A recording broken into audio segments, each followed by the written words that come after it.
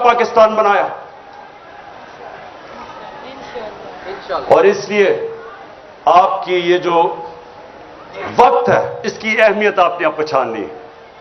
मैंने इसलिए आपको आज यहां बुलाया कि अमूमन तो पार्टीज, हम सब के सामने क्या होता है, हमारी कोशिश होती है कि मैं इलेक्शन जीत जाऊं, उसके बाद इलेक्शन जीत के मैं अपना डिप्टी कमिश्नर, अपना थानेदार रखवा लूं, पटवारी। उसके बाद कोशिश होती है शायद वजीर बन जाऊं। वजीर बन के सोचता हूं मेरे लिए क्या बेहतरी है, मैं अपने आप को बेहतर कैसे कर सकता हूं, अपने हल्के का सोचूं, डेवलपमेंट फंड लगाऊं ताकि मैं अगला इलेक्शन जीत जाऊं। पाकिस्तान की तो यह सियासत रही है। मेरे 26 साल में मैं हमेशा देखता रहा कि हमारी क्यों नहीं लोगों को समझ आती कि हम क्यों पीछे रह गए, दुनिया आगे चली गई है। मैंने 26 साल में क्या देखा कि हिंदुस्तान हमारी आंखों के सामने आगे निकला। 80 की दहाई तक, अब मैं जब हिंदुस्तान मैच खेल के आता था पाकिस्तान, तो लगता था एक गरीब तरीन मुल्क से मैं अमीर मुल्क में आ गया हूं। 90 की दिहाई में अपनी आंखों के सामने उनको आगे निकलते देखा। लेकिन जो सबसे तकलीफदेह चीज हमारे लिए होनी चाहिए कि बांग्लादेश, जब वो बांग्लादेश बना था, मुझे अभी भी याद है, कहते थे जी देखे शुक्र है अलहदा हुआ, हमारे ऊपर बोझ था। आज बांग्लादेश आगे निकल गया। और जिधर इन्होंने पहुंचा दिया पाकिस्तान, ये वक्त है आप सबके ऊपर अल्लाह ने बड़ी जिम्मेदारी लगाई कि इस वक्त पे अगर हम सही माने में जद्दोजहद कर गए तो ये हम अब मुल्क को निकाल देंगे। क्योंकि अल्लाह का सबसे बड़ा करम मुल्क पे हो गया है कि इन पाकिस्तानियों में शऊर पैदा हो गया है, जाग गई है कौम।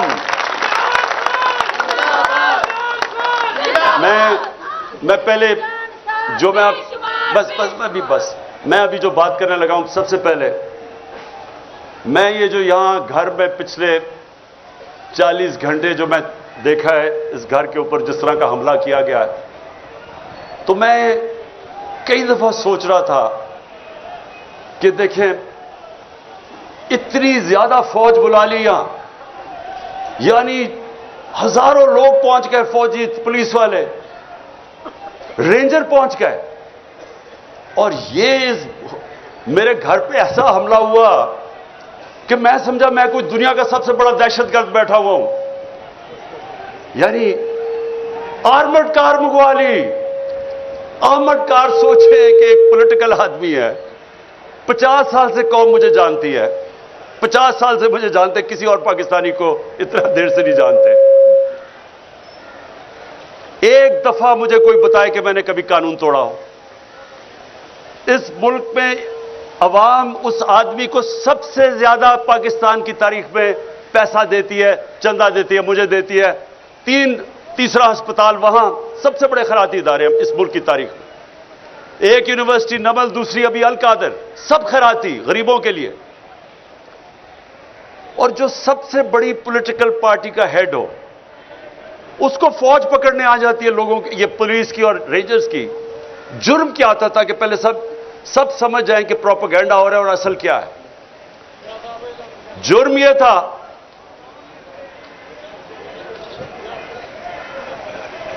कि 18 तारीख तक मेरी बेल थी, 14 तारीख को पुलिस पहुंच जाती है। मुझे तो पता था कि 18 को मैं अदालत में जाना है, 14 को पुलिस पहले पहुंच जाती है। लाहौर हाई कोर्ट में जज उनसे, पुलिस से पूछता है कि जब 18 की आपने पेश करना अदालत में, और क्यों आई थी अदालत में पेश करने के लिए, तो 3 दिन आपने उससे क्या करना था, ये जज पूछता है उससे। मुझे पता है क्या करना था, इन्होंने वो करना था जो आजम स्वाति से किया और जो शहबाज गिल से किया।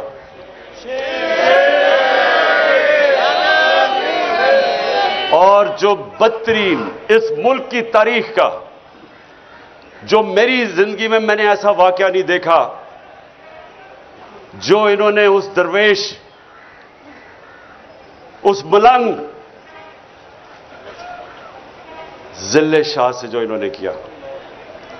यानी मैं तो सोचता हूं इन लोगों को खौफ खुदा नहीं है कि एक ऐसा आदमी जिसने कभी जिंदगी में स्वाय प्यार के उसकी जिंदगी में था ही कुछ नहीं। उसके ऊपर जो तशद्दुद किया गया, सिर्फ आप पोस्टमार्टम रिपोर्ट देख लें उसकी, कि उस आदमी से, उस बेचारे दरवेश से इन्होंने किया क्या। बस बस बस,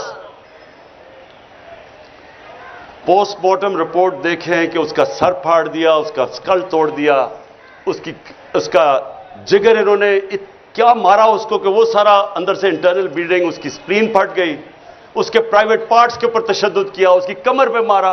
यानी कौन से लोग ये कर सकते हैं इंसानों पे। और फिर ये बेगैरत आईजी को शर्म नहीं आई और अपने साथ बिठा के झूठ बोलता है कि जी एक्सीडेंट में मर गया हो। पहले मेरे ऊपर 302 लगाते हैं, कत्ल का मुकदमा, 3 दिन के बाद कहता है एक्सीडेंट हो गया। लोगों को भेड़ बकरियां समझते हैं, ये इंसान नहीं समझते लोगों को। ये हैवान बैठे हुए हैं, ये वो लोग हैं ना इनमें इंसानियत है, ना ईमानदारी है, ना काबिलियत है, और डरे हुए हैं एक चीज से कि कहीं इलेक्शंस ना हो जाए, कहीं इमरान खान इक़्तिदार में ना आ जाए। बस उसकी वजह से अब सुने जरा, जब वो यहां पहुंच गए और मुझे पता चला इतनी फोर्स लेके, क्योंकि हम तो समझ रहे थे 18 को मेरी बेल है, तक प्रोटेक्टिव बेल है। उसके बाद लाहौर हाई कोर्ट के प्रेसिडेंट को मैंने बिठा के अश्योरिटी बॉन्ड दिया, उसने जाके अपनी अश्योरिटी दी कि अदालत में ये प्रेजेंट हो जाएगा। जब ये हो गया तो कानून तो वाज़ेह है कि एक दफा अश्योरिटी बॉन्ड मिल जाए तो आपको अरेस्ट कर नहीं सकते। पहले वो डीआईजी ना मिले उसको, तब हमें पता चल गया कि इनकी नीयत खराब थी। ये कोई कानून लेकिन इंप्लीमेंट करने नहीं आए थे, ये मुझे जेल में डालने आए थे। और जेल में क्यों ये पूरी कोशिश हो रही है डालने की? क्योंकि लंदन प्लान का ये हिस्सा है। उन नवाज शरीफ को श्योरिटी दी हुई है कि इमरान खान को जेल में डालेंगे, ये उसका हिस्सा है, इसमें कानून का कोई हिस्सा नहीं है। और 5 और केस कर दिए, 85 केस हो गए मेरे। ये पहली मेरी सेंचुरी होगी केसेस की, और मैंने बड़े सेंचुरीज की हुई है। अब सुने, सुने जरा, जरूरी एक बस, अच्छा अब सुने जरा गौर से सुने मेरी बात, क्योंकि मैंने आपको फिर से खास वजह से बुलाया है। मैंने कभी इस मुल्क का कानून नहीं तोड़ा। मैं आज राइटिंग में देता हूं, 85 केसेस हैं, एक केस में भी ये कोई भी मेरा गैर कानूनी चीज साबित करेंगे, इनको आगे जाने की जरूरत नहीं, मैं ही छोड़ दूंगा पॉलिटिक्स। बस एक मिनट सुने सुने सुने, अब मेरी बात सुने गौर से। देखिए, इनका तो हमें नीयत समझ आ गई है। नीयत यह है कि किसी तरह इमरान खान को जेल में डालो, एक दफा वो जेल में चला बलूचिस्तान ले जाओ, और एक के बाद दूसरा केस पे उसको वहीं रखो, और उसके बाद इमरान खान को जेल में डाल के इलेक्शन करवा दो, ताकि अगर इमरान खान नहीं होगा तो इनका ख्याल है कि ये इलेक्शन किसी ना किसी तरह इन चोरों को जता देंगे। ये इनका प्लान है। हमारा प्लान क्या है? हमारा प्लान यह है कि सब इलेक्शन की आप जितने भी आए हैं, मैं अब आपके जो टिकट हैं, एक एक का टिकट मैंने खुद अपनी तरफ से, पहले हमारे टिकट में और लोगों के ऊपर छोड़ देता था टिकट देना, लेकिन मुझे पता है 2018 के टिकट बड़े गलत बांटे गए हैं, और मुझे पता है कि उसमें बदनीयती भी थी और पैसा भी चला था कई जगह पे। इसलिए इस बार टिकट मैं खुद दे रहा हूं। मेरी कोशिश होगी, जिधर जिधर मुझे शक है मैं आपके इंटरव्यूज करूंगा, खुद करूंगा। और मेरी ये कोशिश है, ना मेरा कोई फेवरेट है, ना मेरा कोई रिश्तेदार, ना मेरा कोई दोस्त, मैं अपनी पूरी कोशिश करूंगा कि जो मैं समझता हूं कि मेरिट है वो मैं उसके मुताबिक टिकट दूंगा। मेरा 10 साल में क्रिकेट कैप्टन रहा, गलतियां हुई होंगी, लेकिन आज तक 10 साल में कोई नहीं कह सका कि इसने मेरिट के अलावा टीम सिलेक्शन की है। मैं आपकी पूरी कोशिश करूंगा कि मेरिट पे करूंगा, लेकिन मैंने आपको आज एक खास बात के लिए बुलाया। देखें, हम सारी चीजें करते हैं, पॉलिटिक्स में भी आते हैं, वजीर बनना चाहते हैं, वजीर आजम बनना चाहते हैं, अच्छी चीज है, लेकिन हम चाहते क्या आखिर में? हम 3 चीजों के लिए सब कुछ करते हैं। या हम पैसा बनाना चाहते हैं, हम अपनी जिंदगी बेहतर करना चाहते हैं, अपना रिस्क में इजाफा करना चाहते हैं, यह सबसे बड़ी वजह है। दूसरी, इज्जत मिलती है, डीसी सलाम करता है, पुलिस वाले आगे पीछे, वो बहुत बड़ी है कि हमारी इज्जत में इजाफा होता है जब हम एमएनए बन जाते हैं, वजीर बन जाते हैं, ये दूसरी वजह है। और तीसरी वजह यह है कि मुझे प्रोटेक्शन मिल जाती है। अगर मेरी लड़ाई है, इलाके में दुश्मनी है, तो जैसे ही मैं इलेक्शन जीतता हूं, स्टेट की मेरे पास पावर आ जाती है, मुझे प्रोटेक्शन मिल जाती है, यानी मेरा जब इज्जत में इजाफा भी होता है, मेरी जिंदगी भी बच जाती है। ये असल में ये 3 चीजें होती हैं जिसके लिए इंसान अपनी बिजनेस में भी ऊपर जाता है, पॉलिटिक्स में, जिंदगी में मेहनत करता है। देखिए, मैं अब अपनी जिंदगी से आपको बताना चाहता हूं। सबसे पहले जो सबसे बड़ा खौफ है वो है मौत का।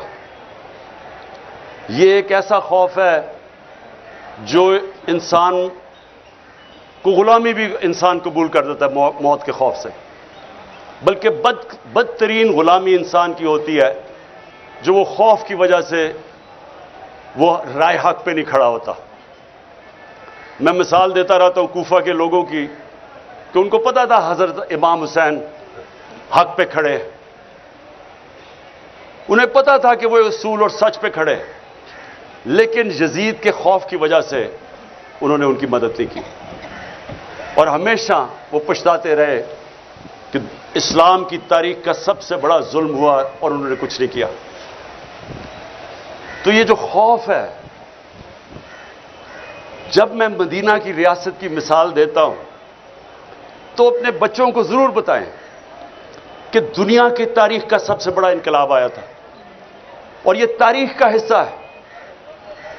625 में जंग बदर, 313, 11 साल के बाद ये हिस्ट्री का हिस्सा है, वर्ल्ड हिस्ट्री का। 625 जंग बदर, 636 में रोमन एम्पायर घुटने टेकता है यारमुक पे और 627 में दूसरी सुपर पावर पर्शियन एम्पायर कुत्सिया में घुटने टेकता है। यह ह्यूमन हिस्ट्री में 11 साल में किधर 313 और किधर 2 सुपर पावर्स गिर जाती हैं। यह क्या हुआ था? सबसे बड़ी चीज, इंसानों के खौफ खत्म कर दिए थे। दुनिया के सबसे अजीम लीडर नबी सल्लल्लाहु अलैहि वसल्लम ने जब कहा था कि अल्लाह के हाथ में है, कुरान की कई आयतें, जब उम्मत घबराई हुई थी, जंग खंदक पे बहुत बड़ी फोर्स आ गई उनके खिलाफ, कन्फेडरेशन थी, तो कुरान की आयत आई कि कितना उनके ऊपर प्रेशर था कि अब कैसे हम बचेंगे। उधर आयत आई कि क्या अगर तुम भाग जाओगे तो क्या तुम जिंदा रह जाओगे? क्या अगर अल्लाह ना चाहे तुम जिंदा रह सकते हो, और अगर वो ना चाहे तो तुम्हारी कोई जान ले सकता है? खौफ दूर कर दिए। वो दुनिया की इमामत की उन्होंने, जो सारी दुनिया में फैल गए। जो मैंने यहां बाहर देखा, आप यकीन करें कि मैं तैयार था अपना बैग पकड़ के, मैंने कहा मैं लोगों को मैं जख्मी नहीं देख सकता कि वो उधर से फौज आ रही है जिस तरह को कश्मीर फतह करने आ रही है, रेंजर्स आ रहे हैं, इधर से पुलिस, और यहां चंद इतनी टेयर गैसिंग की कि हम अंदर कमरे के अंदर हमारे लिए मुश्किल था। इस तरह का इन्होंने अटैक किया और वो चंद, मैं आज उनको सलाम करता हूं जिस तरह वो खड़े हुए हैं लड़के। बस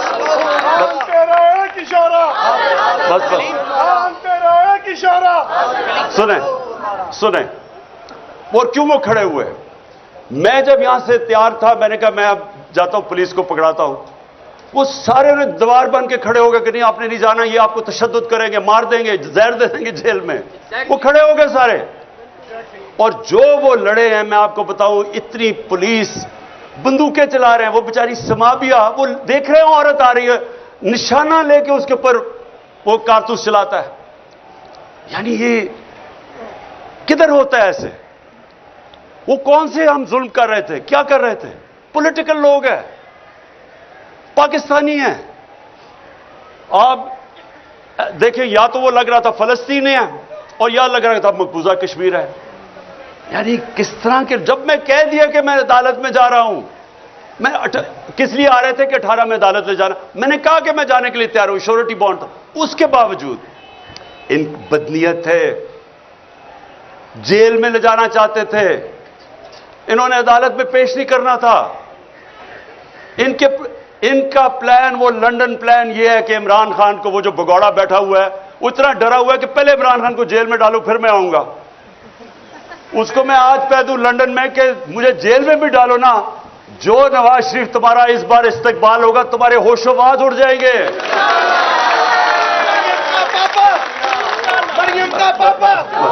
अच्छा, अब जो वो नौजवानों ने हटाना, जेल में नहीं डालना, उनका प्लान था रस्ते से हटाना जी, तो जो वो नौजवानों ने जिस तरह खड़े हुए, और मैं कोई सोया नहीं, सुबह के 12 बजे 1 बजे, ख्वातीन भी 12-1 बजे तक सारी रात जागे रहे। थोड़े से लोग थे कई दफा, क्योंकि उन्हें इतनी टेर कैसे कि लोग बेचारे बर्दाश्त नहीं कर सकते थे। उसके बावजूद जिस तरह, जिस जज्बे और जुनून से खड़े हुए हैं, मैं आज उनको सिर्फ इसलिए सलाम करता हूं कि ये जो याद रखें, कोई चीज जज्बे और जुनून और ईमान का मुकाबला नहीं कर सकता। चाहे आप सबसे 5000 पुलिस जमा करके ले आए और रेंजर्स कर लें, और रेंजर्स, यानी रेंजर्स का क्या काम है कि पॉलिटिकल लोगों के ऊपर वो पहुंच जाए, वो हमें इस तरह करे जिस तरह कि हम कोई दुश्मन है। ये कौम अपनी फौज से क्यों प्यार करती थी? इसलिए करती है कि वो समझते हैं कि ये हमें दफा करेंगे। तो क्या हम कोई दुश्मन है मुल्क के? ये जो चोर ऊपर बैठा दिए हैं, जिनके अरबों डॉलर बाहर पड़े हुए हैं, चोरी करके पैसा बाहर, इनकी ईदें बाहर, इनके इलाज बाहर, इनकी शॉपिंग बाहर, इनके टब्बर सारा बाहर, उनके लिए खड़े होकर और हमारे जैसे लोगों के ऊपर इस तरह का बर्ताव करते हैं। ये तो अपने मुल्क में नफरतें फैला रहे हैं, अपनी सबसे बड़ी पार्टी को अपने इदारे के खिलाफ खड़ा कर रहे हैं। ये तो कोई दुश्मन दुआ करेगा कि पाकिस्तान में यह हो जाए। यही इस पाकिस्तान में हुआ था। क्या हुआ था कि सबसे बड़ी जमात के खिलाफ हमने फौज खड़ी कर दी, तो क्या सबक नहीं मिला कि मुल्क टूट गया था? और अगर आज सबसे बड़ी पार्टी, जो वाहिद फेडरल पार्टी रह गई है, एक फेडरल पार्टी है जो मुल्क को इकट्ठा रख सकती है, अगर पहले उसके लीडर को कत्ल करने की कोशिश की, उसके बाद यह ड्रामा हो रहा है सारे मुल्क के सामने कि जैसे हम कोई दहशतगर्द है, और ये ऊपर वाले चुन चुन के वो पुलिस वाले लेके आए हैं जो जुराइम पेशा है। इनके ऊपर हमने इलेक्शन कमीशन को कहा था कि 25 मई को इन्होंने हमारे ऊपर तशद्दुद किया, इनको ना लेके आए, उन्हीं को ला के ऊपर बैठा दिया। और फिर ये सोच रहे थे कि ये जब खौफ देखेंगे, पुलिस देखेंगे, तशद्दुद देखेंगे, भाग जाएंगे। ये अब भागने वाली कौम नहीं रह गई। ये वो कौम है जिसमें शऊर आ गया है। ये वो कौम है जो पिछले 11 महीने में मैंने अपनी जिंदगी में नहीं सोचा था कि एक दिन मेरी कौम भी इस तरह जाग जाएगी। जागी हुई कौम है। और बस और जो सबसे बड़ी मुझे खुशी है कि ला इलाहा इल्लल्लाह का अंदर दिलों में जा रहा है। इसका मतलब आजाद कर रहे इंसानों को। ये मेरी आज बात सुन ले, अगर ला इलाहा इल्लल्लाह आपको आजाद नहीं करता, इसका मतलब अभी आपके दिल में नहीं गई, जुबान पर ही रह गई है। या कराओ तो वो या का नस्ताइन आजाद करता है इंसान को। मैं 26 साल से अपना नज़्मुल ऐन बनाया कि अल्लाह सिर्फ मैं तेरी इबादत करता हूं और तेरे से मदद मांगता हूं, किसी के और सामने नहीं झुकता। ये वो कौम है। मैं आपको बताऊं कि गवर्नमेंट आती जाती है, इलेक्शन जीते हार होती है, लेकिन जब अवाम एक कौम बन जाती है उसको कोई शिकस्त नहीं दे सकता। जर्मनी और जापान तबाह हो गई थी दूसरी जंग अजीम के बाद, 10-10 सालों में फिर खड़े हो गए और अजीम कौमें बन गई। क्योंकि कौम है, हम अभी तक कौम ही नहीं बने थे। ये तो मैं हाजी साहब का खास शुक्रगुजार हूं कि उसने हमारी गवर्नमेंट, मुझे तो शुक्र अदा करना चाहिए जो कि उसने कौम को जगा दिया। गवर्नमेंट से जाए, कौम तो बना दिया उसने हमें। इसलिए सुने, सबसे पहले मौत का खौफ, फिर इज्जत, फिर इज्जत। अब ये सुने, मैं जब से पॉलिटिक्स में हूं 26 साल, जितनी मेरी किरदार कुशी की गई है इस मुल्क में, मैं गारंटी करता हूं कि कभी किसी की नहीं की गई। मुझे तो खैर इन्होंने क्या क्या नहीं किया, किताब छुपा दी पिछली इलेक्शन से पहले किसी से पैसे देके, हर का इन्होंने जो मेरे ऊपर उछाला है गंद। मुझे सिर्फ तकलीफ यह है कि बुशरा बेगम को जो इन्होंने एक प्लान तरीके से उनके खिलाफ कैंपेन चलाई है, एक वो खातून, मैं अपनी जिंदगी में अगर किसी इंसान को समझाऊं कि वो मेरे से बहुत आगे है ईमान में, वो बुशरा बेगम है। अब उसकी जो किरदार कुशी की गई, जो खातून ना कभी डिनर पे जाती है, ना किसी शादी पे गई है 5 सालों में, ना कोई बार लंदन गई है, ना कोई शॉपिंग का शौक है, ना कोई बैंक अकाउंट है, उसके ऊपर जो उन्होंने किया प्लान करके। लेकिन मैं ये आपको बताना चाहता हूं कि देखें, मैं आपके सामने वो इंसान खड़ा हूं जो साबित करता है कि इंसानों के हाथ में इज्जत नहीं है। अगर इंसानों के हाथ में होता तो जितना इनका पैसा है, सारी तो तकरीबन टीवी चैनल्स खरीद चुके हैं। ये हर रोज वो हमारे अगेंस्ट प्रोपेगेंडा करते, क्या फर्क पड़ा? वो चैनल्स कोई लोग नहीं देखते। सुने जरा मेरी बात, हमें ये खौफ निकल जाना चाहिए कि मैं अगर वजीर बनूंगा या एमएलए बनूंगा या एमपीए तो मुझे इज्जत ज्यादा मिल जाएगी। बल्कि जितना जितना आपको अल्लाह नवाजता जाता है, आपकी जिम्मेदारी ज्यादा हो जाती है, जिल्लत ज्यादा मिलती है अगर आप जो लोगों से वादा करें वो पूरा नहीं करते। जितनी जिम्मेदारी जितना ऊपर लेके जाता है, उतनी आपको ज्यादा जिम्मेदारी डाल देता है अल्लाह आपके ऊपर। सो इसलिए ये भी गलतफहमी नहीं तो ये सारे जो चोर बैठे हुए हैं, इनको तो सारे मुल्क में सबसे ज्यादा इज्जत मिलनी चाहिए, जो 30-30 साल इख्तियार में बैठे रहे हैं। लोग गालियां निकालते हैं, आज क्यों इलेक्शन से भाग रहे हैं? इन्हें पता है कि जब लोगों के अंदर निकलेंगे लोग अंडे मारेंगे इनको, क्योंकि जिल्लत और इज्जत ना पैसे से किसी को जलील करा सकते हैं, ना कोई पोजीशन आपको इज्जत दे सकती है।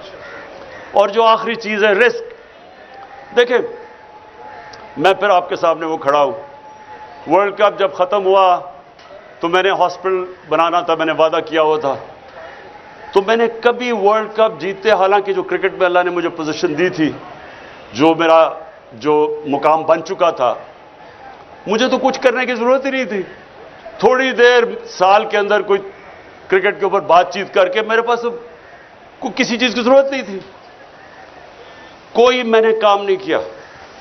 सिर्फ पहले मैं अस्पताल बनाने पर लग गया, उसके बाद 96 के अंदर पॉलिटिकल पार्टी लगी, सारा वक्त उसमें और अस्पताल में निकल गया। लेकिन आज तक मैं आपको बता रहा हूं, कई मुझे मुश्किल टाइम आए, पैसे खत्म हो गए, कभी मुझे अपनी जरूरियात के लिए जो पैसे चाहिए थे उसमें कभी नहीं आए, क्योंकि रिस्क तो अल्लाह देता है, उसको तो पता है कि मैं क्या कर रहा था। जब मेरा पैसा खत्म होने लगता था, कोई सीरीज आती थी, वो कहते थे जी इमरान खान ये क्रिकेट के ऊपर आप तबसरे कर दें, वो तबसरे करने में साल का ही खर्चा निकल जाता था 5 दिनों में। या फिर कोई प्रॉब्लम, मेरा घर बना रहा था, फिर पैसे खत्म हो गए, फिर एकदम आया जी वो हिंदुस्तान से मैच है, उन्होंने कहा जी इतने हफ्ते के लिए आए, मैंने कहा मैं नहीं जा सकता, मेरे बच्चे आ रहे हैं। उन्होंने कहा अच्छा 5 दिन दे दें, 5 दिनों में मेरे 2 साल के पैसे निकल गए, खर्चे निकल गए। ये देखें, ये ऐसे नहीं होता, ऊपर वाला करता है रिस्क।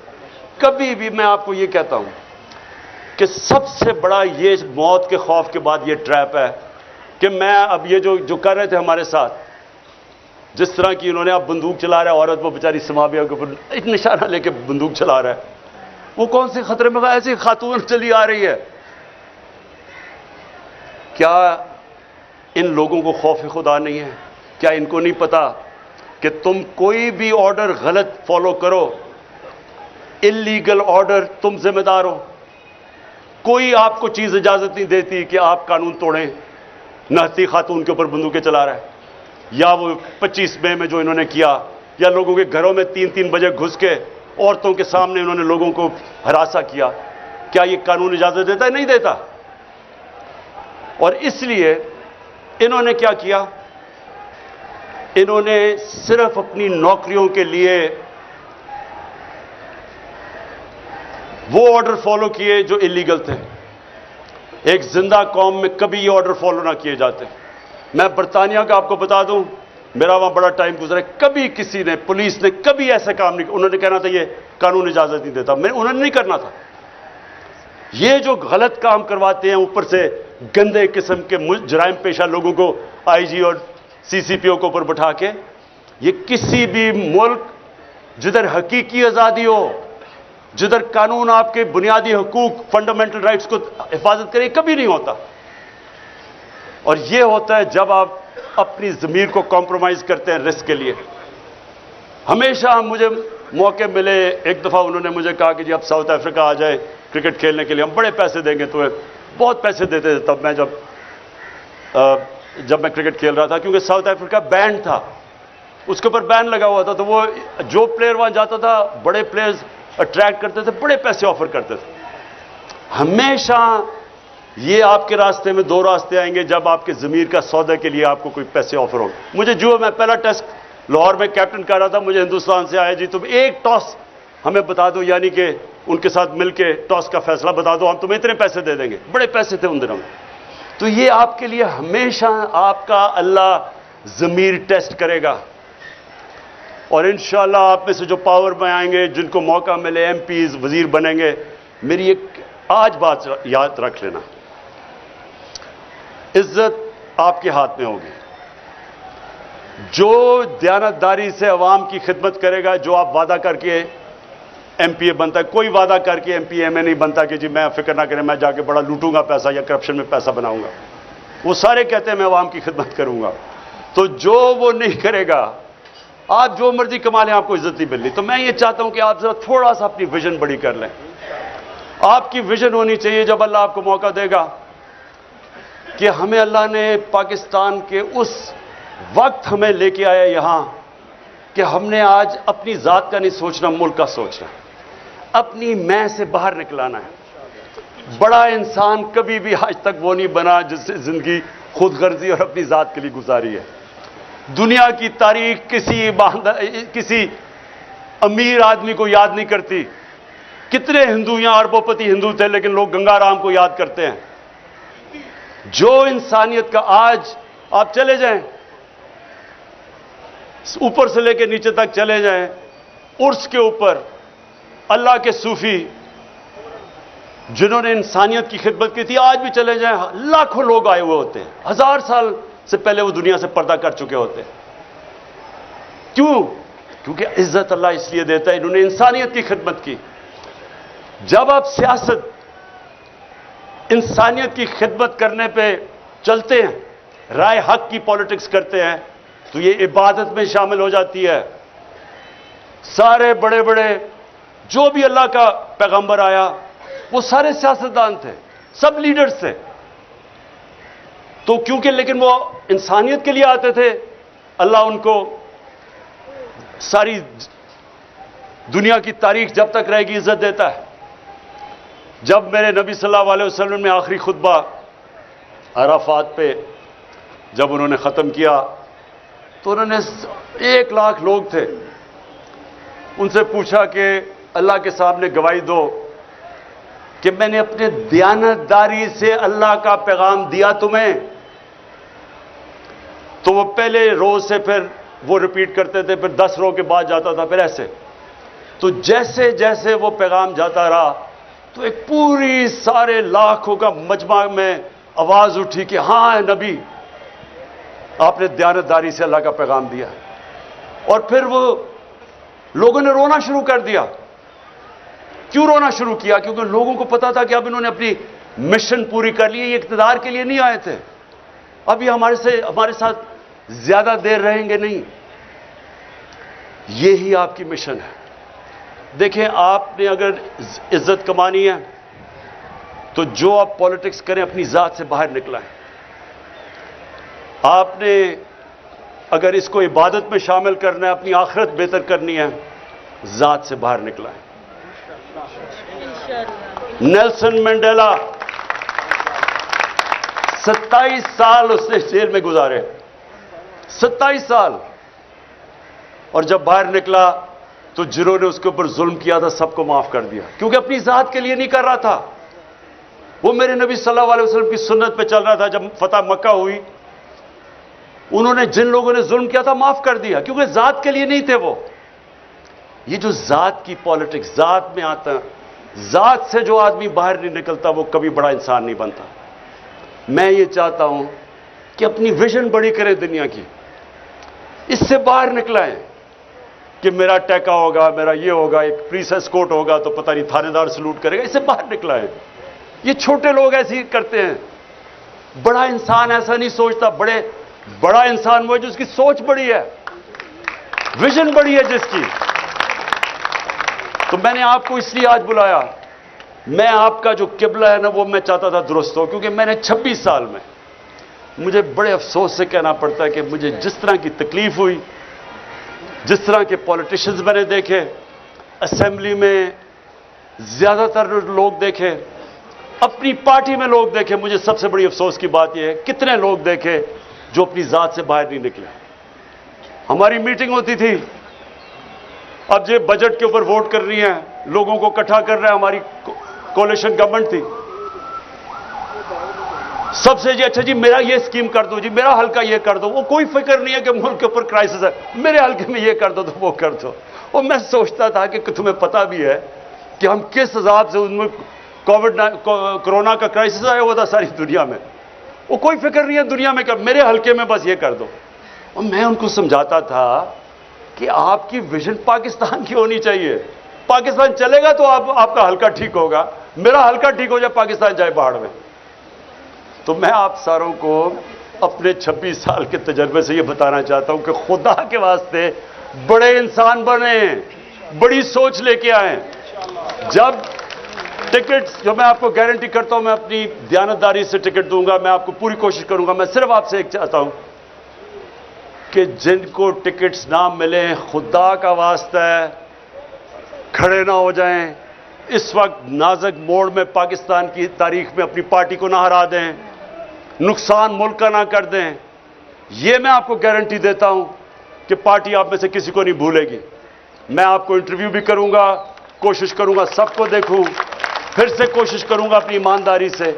लेकिन पार्टी जो भी होगा फैसला, आपने पार्टी का हिस्सा रहना है और समझना है कि आप ये जिहाद लड़ रहे हैं। ये समझना है आपने कि ये अपनी जात के लिए नहीं आप कर रहे हैं। इस वक्त जिधर पाकिस्तान खड़ा है, अगर हम इस वक्त सही माने में जद्दोजहद कर गए, हम इस मुल्क की तकदीर बदल देंगे और अपने बच्चों की, अपने आने वाली नस्लों के लिए हम बेहतर पाकिस्तान बना देंगे। बहुत बहुत शुक्रिया।